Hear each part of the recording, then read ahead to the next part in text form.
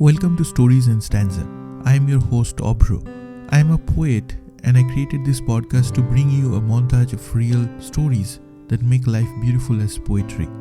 Some stories are my own and some are from the wonderful people who have chosen to join me as guests and bring their incredible journey. Stories include a creator's passion or unfolding branches of human emotions in the face of failure or unfamiliar chapters from the past that remind us about the richness and vastness of life. Embark on a voyage of exploration, contemplation, and motivation with me. Please join me in welcoming today's guest speaker. Hi, David. Good afternoon, and welcome to Stories and Stanza. Abhra, thank you so much. How are you doing today? Today is a beautiful day. I live in Northern California on the West Coast, and it had been really hot, like 40 plus Celsius. Today is maybe 10 degrees cooler, so it makes it for a really good day. That's lovely. And I'm just starting my day. Drop my kids to school. Yeah, back on my work desk. Yeah, and in today's show, it's basically another episode of Fail With Me, where I talk to my guests and hear about their incredible journey and how that journey can inspire others. So, uh, before we get started, can you tell us about a little bit about yourself and what are we going to talk about? Sure. So I am 61 years old.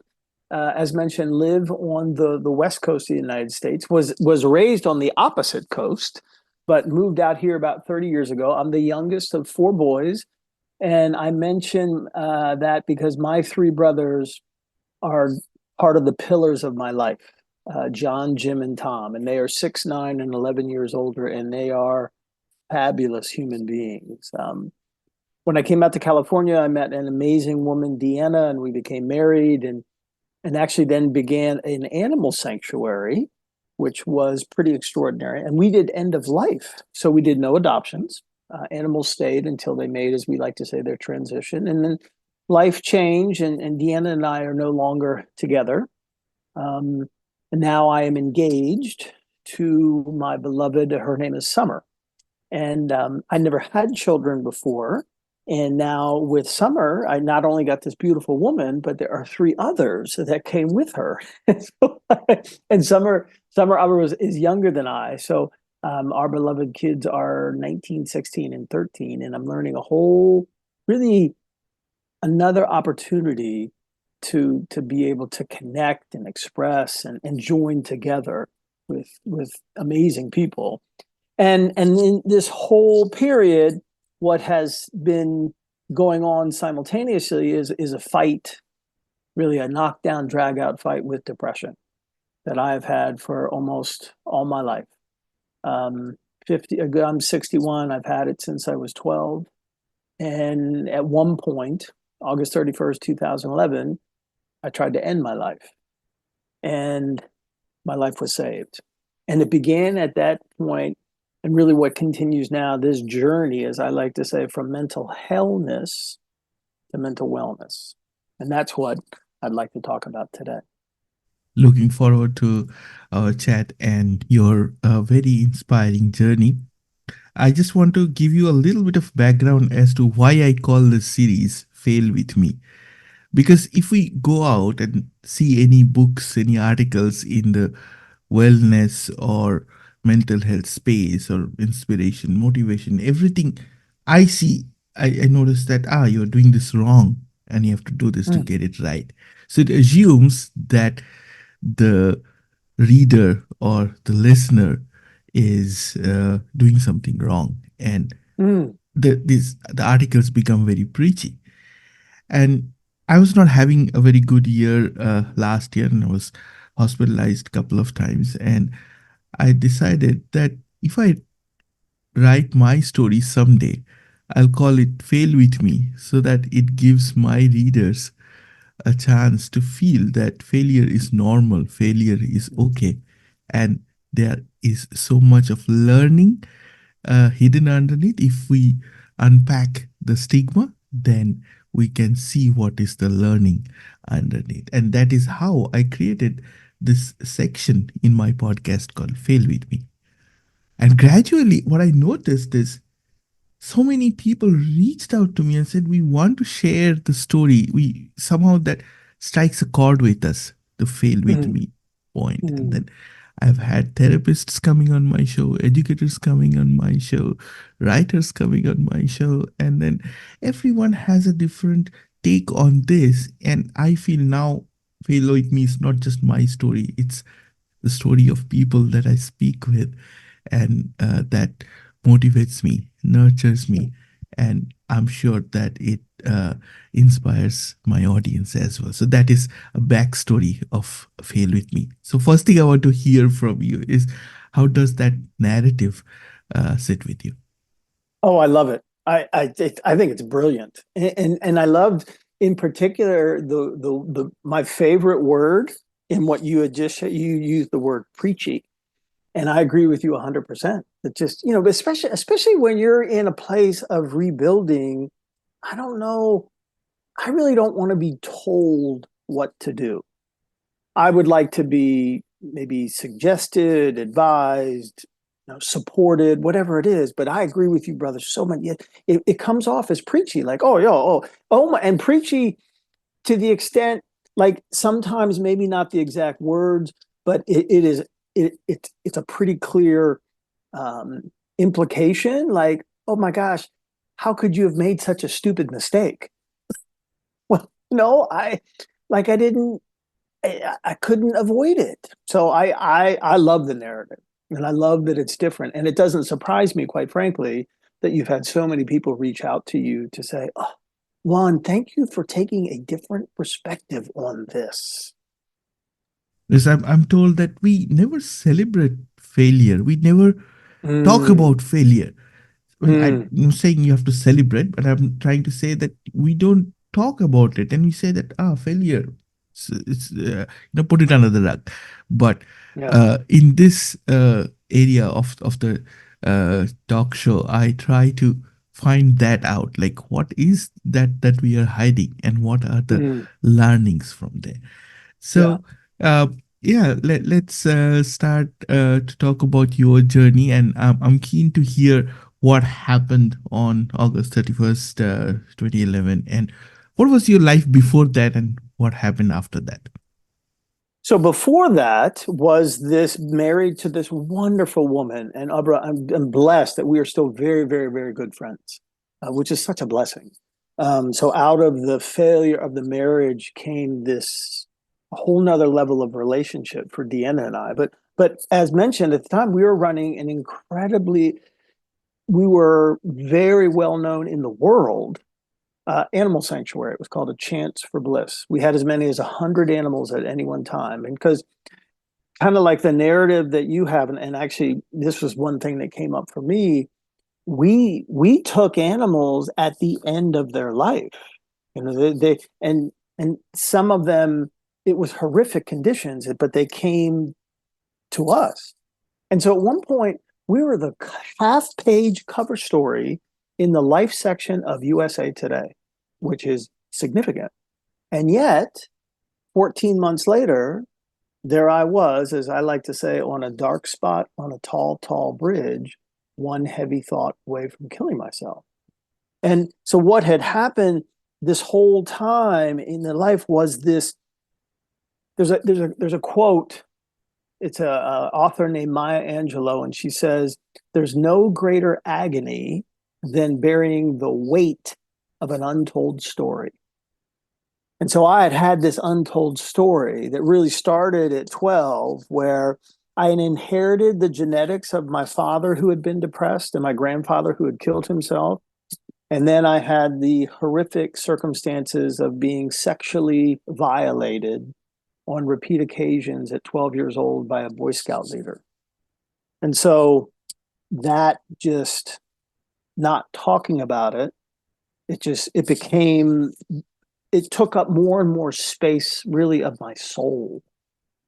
And there's another, what had happened is, well, life is going on. I'm having these thoughts of I'm no good, I'm stupid, I'm pitiful, I'm grotesque, I'm ugly, I'm worthless, and the world would be better off without me. Now, none of that makes sense logically. Like, dude, you were just in USA Today. Like, you're not a bad person. But there's another quote from a famous chef, David Chang, who fights bipolar, and he says, when you're depressed, you're convinced that everything you think is true. So you don't have the ability, because of this illness that is so powerful, it convinces you of things that are absurd. And so what I did on August 31st, 2011 is I drove myself to, it's a bridge called the Forest Hill Bridge. It's 730 feet tall. And I made my way to the midpoint, pressed my body up against the barrier, and leaned over and looked down at the river, and was in this position for some period of time. Somebody saw me. They called the emergency services, and a police officer came. And as I like to say, he didn't make contact with me. He created connection with me. Connection is that sacred experience when two human beings, there is this exchange, and in that space you feel seen, heard, and valued.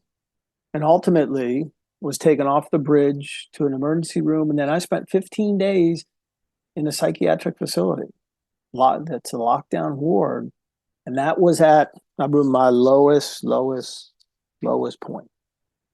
Because ultimately the sanctuary would end, I would lose my house, my marriage ended, I lost everything, gone. Saved from killing myself, but I lost everything. And how do you see that turning point now? It really extraordinary. I mean, I think about it a lot. If I look at where I'm at now, I think, I'll say this. If you had told me on September 1st, 2011, oh my gosh, David, you are going to ultimately speak around mental health, I would have said, oh, there's no way. Why would I ever talk about this? So if I look at it, I have been along the way, 13 years, and this is still something I fight. I have to manage my condition. I have been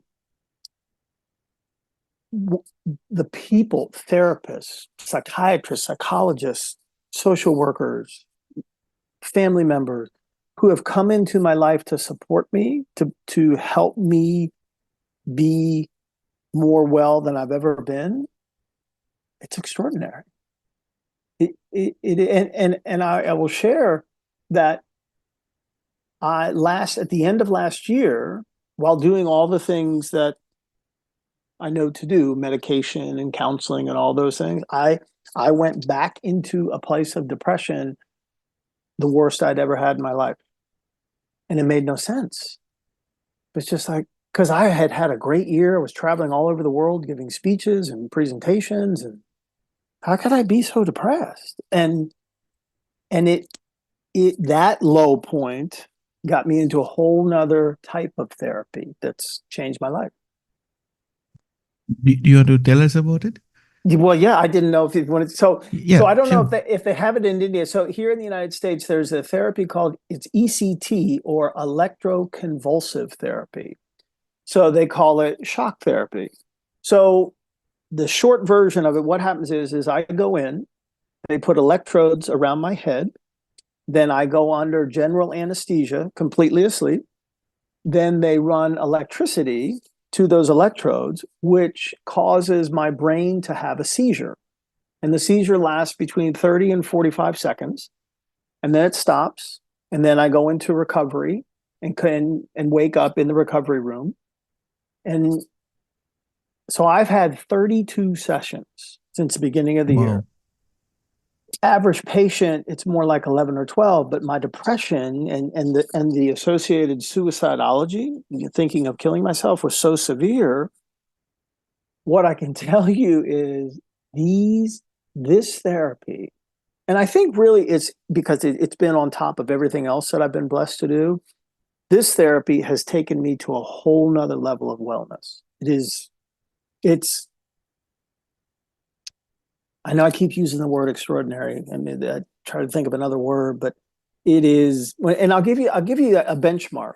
So right now, my life, beautiful, wonderful people and everything else, it's challenging in that I have on my left hip, I have no cartilage and it's bone on bone.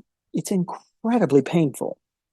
And I'm in almost constant pain until I get a hip replacement sometime, but I can't find any pain medication that works. So that's hard. And added to that is my business right now is struggling a bit, which I don't quite understand. And I mentioned these two things. One's just to be very transparent, but two, in the past, any either of those, Abru, would put me into depression and suicide thinking immediately. But now I have both. And you know what? I'm not depressed. That That's how incredible. I'm not happy. I'm disappointed and frustrated, things like that, but I'm not depressed. Like, and I think, and this is so, I love your show so much. I, I think that this therapy is actually doing things I don't even think my psychiatrist, Dr. Marasa, expected it to do. I think it's actually going back, like maybe all the way back to that 12-year-old child and doing some, because the brain, if a child in their developing brain gets sexually assaulted, it messes things up. I think the ECT is going back. It's almost like a construction crew. It's kind of going back and doing some remodeling because my response to like just everyday life is so different. It's so I think the failing of going back into that pit of depression in December 31st of 2023 has led to this experience of wellness on July 24th, 2024. that is truly inspiring. I on that note, I'll share something from my own experience. Uh, my wife has suffered a lot through depression and Ooh. to some extent bipolar.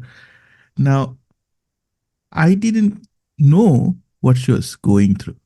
Why? Because we were perfectly happy and balanced, and we had a child, and we moved to Australia. And then I was thinking that everything is going on really great in my life.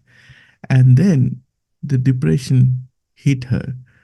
Mm. And what I found most difficult, and I now I look back and I try to constantly read and understand a little bit better so that I can be that supports person when she needs me to. But the hardest challenge was she couldn't define her struggle.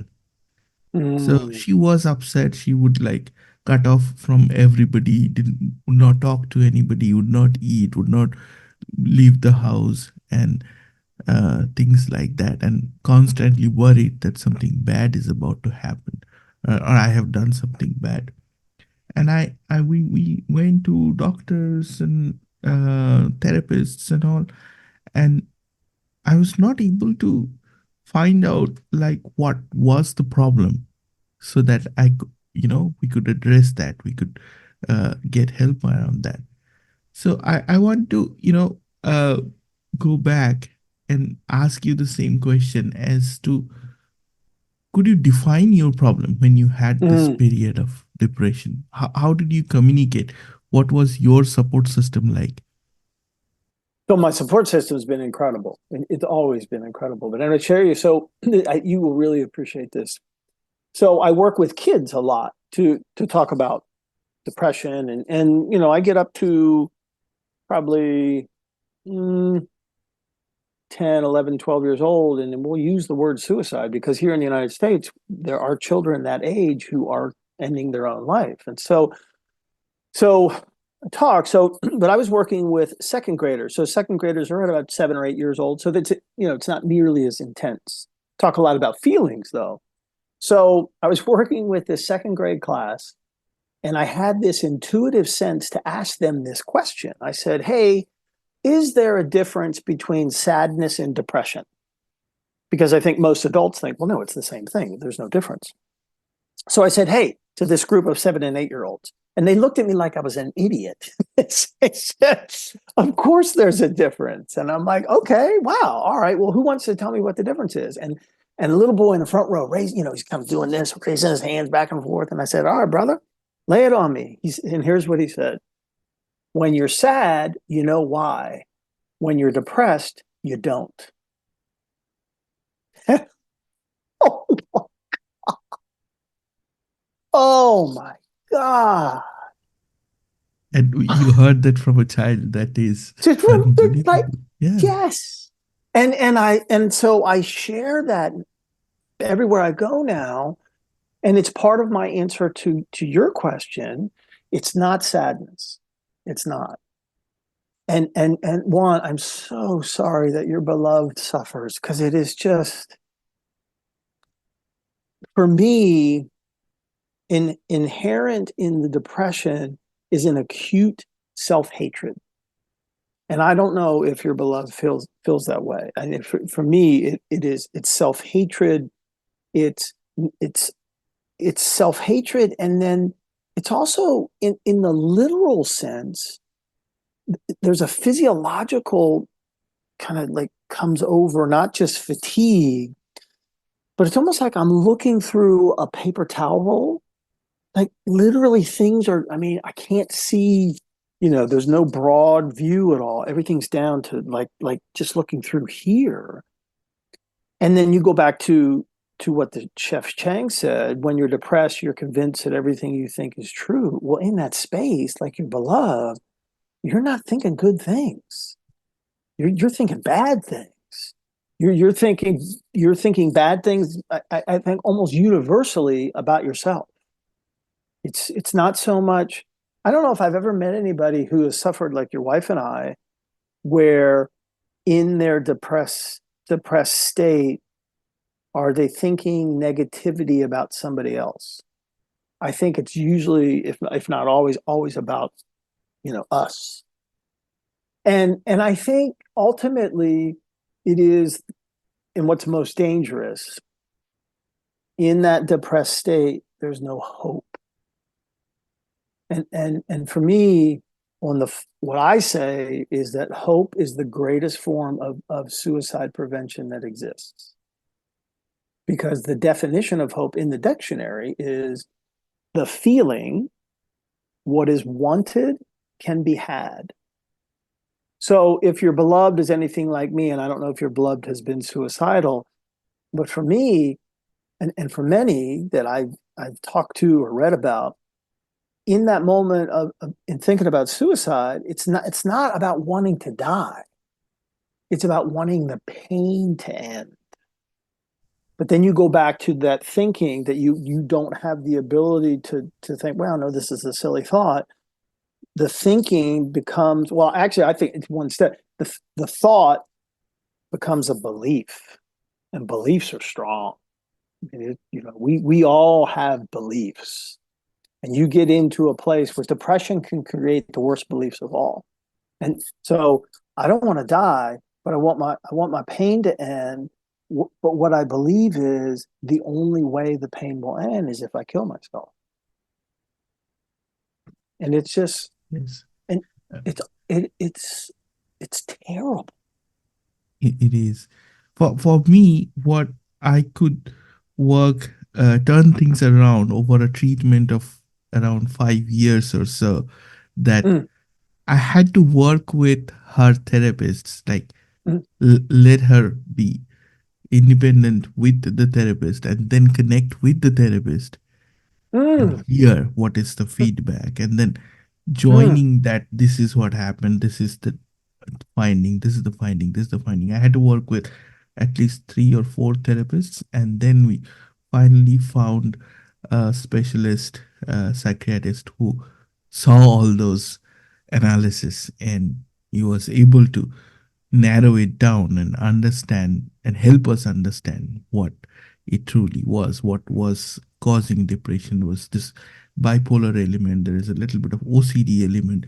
So untangling mm, that, it has taken a lot of my time. And what how for the story that you shared about about hearing that from the children, something similar happened to me, because when the problems were at its peak, my daughter was really little. And then one day I was taking her to school, and I said that, look, all these things mama is going through, or she says, or she says anything about me, don't think that when you grow up, don't think that your father is a bad person. Okay, I mm, am trying, but I don't know. I'm like out of ideas. I'm clueless.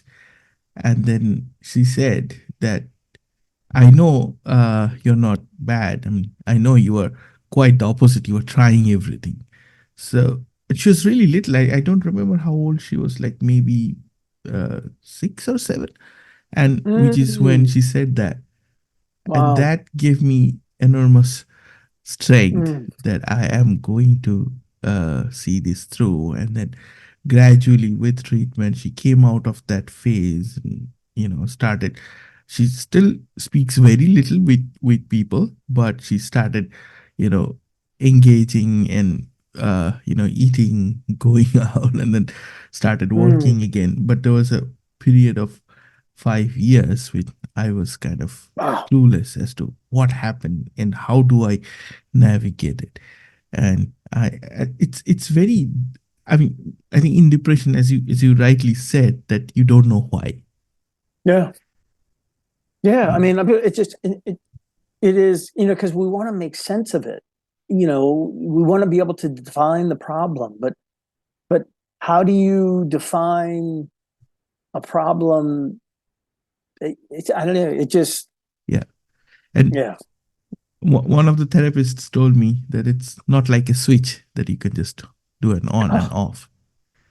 which would be It's wonderful. Yeah. Yeah. Yeah. I know there are bad things it's terrible. And I think about, there's another quote. I love quotes. So when I think about how many people are out there who don't have you, who don't have my beloved, so they're no greater agony than bearing the weight of an untold story. Okay, and then there's another quote that says, "To not have your suffering recognized is an almost unspeakable form of violence." So all those people who have all this hurt and suffering that they haven't shared and nobody knows about, it just that, I mean, that will kill you. It will. It will. And people, I was asked just yesterday, and they said, "Well, if you do you have advice for somebody?" I said, "Yeah." Somebody who's suffering? I said, "Yes." If you've not shared your story, your pain, pick a person and tell the person, "Look, I have something very important to share. I don't need your advice. I don't need your input. I just need you to listen." Do that. Let some of the pain out by telling your story. Exactly, which is why this podcast and getting the stories out there, talking about it, daring it to talk about it. Exactly. Yeah. I have one interesting question around this, and this applies to me as well, because I mean, I have had some health issues last year when I was kind of struggling with it. So when we go into that negative cycle, be it Mm, mental health, be it physical health, be it stress, anything, it right. kind of repeats, and we are only coping. and, making that cycle worse. So, if you look back at your healing journey, you said that you came out of mental illness to wellness. Right. So, how did you break that cycle and how did you come out of it? It was really, it is, I had to, and I'm not saying it was easy, but I had to avail myself to, in my case, it was professional help. So in this, it was to go, and I had nervousness about ECT because there's a movie that was done, I don't know when, way back when, with Jack Nicholson, and it was called One Flew Over a Cuckoo's Nest. It's about people in an insane asylum. And Yeah. there's a scene in there in which the ECT is done and he looks like a zombie. And so I think, how is this going to help me? And, but I had to, like I can't live like this. So I had to, and I guess the key word is I had to trust. I had to trust my fiance. I had to trust my eldest brother. I had to trust the doctor, in which they said, we think this will be helpful for you. And then it was because I've done 32 sessions, which, as mentioned, that's a lot. And at the beginning, I was going 3 times a week. So, and you can't drive yourself. You have to be transported and this and that and everything else. And there's not, an instantaneous um, improvement. It takes time. Like you know better than anybody. And so it was, even though I'm feeling terrible, I'm going to these treatments that I don't notice anything yet. I got to keep showing up. And that's hard, and I got to keep taking my medication. I got to keep going to my therapy appointments, and I got to go to work out at the gym, and I got to do all these different things in the somehow hoping that there's going to be a point in time when all of this stuff is going to make a difference. And it was, and I'll be honest, it was like 4 months before, and my fiance will tell you exactly, she knows the day that there was this treatment, whatever number of treatments it was, and she looked at me and she says, "Oh my God, you're back." And I remember, and it's like, wow. And it's interesting now. So now I just go once a month, and I love going because I've gotten to know the people really well. It's a really intimate relationship when you put your trust and your faith in people, and they're there to they're cheering you on for your wellness. I love, I go again on August 9th. It's circled on my calendar. That's session number 33. But it's just like at the end of the last session, when I came out of general anesthesia, I felt even better than I had before. And I give thanks for the people who supported me in that period when there was no evidence that this was working. That's and I'm and I have a lot of support. I really do. I'm almost embarrassed at times to think about how much support I have, but it's incredible. But then my two North Stars, my eldest brother, who's really my dad, and my fiance, those are the two. Just That is incredible. And yeah, this podcast is uh, created in that hope that it gives that voice, that soothing voice, that yes, support, that you are not alone to yes, anyone yes, going yes, through yes. that similar situation. I was very emotional to talk to you about this because it triggered some of my own challenges while speaking. And thank you for your time and coming and talking to Stories and Stanza. No, and thank you so much for doing this. And it just you are a beautiful soul. And I could talk to you. I could talk to you all day. And I wish you nothing but health and healing for you and your beloved. And thank you for sharing the story of your beautiful child. I hope things just are really, really, really, really good. Thank you so much.